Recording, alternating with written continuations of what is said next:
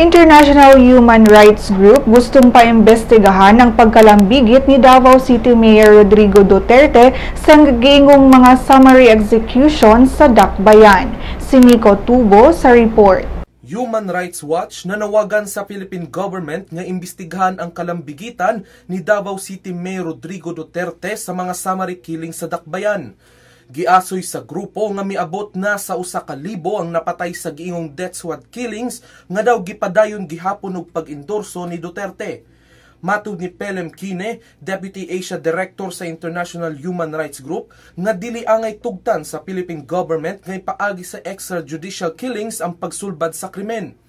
Dugang pa sa grupo nga ang paagi sa pagsulbad sa krimen sa Davao City mikatapnas sa laing dakbayan susama sa Cebu City, Toledo ug Carcar. Apan matod ni Davao City Councilor Danilo Dayanghirang nga ang maong pag-awhag sa Human Rights Group politically motivated.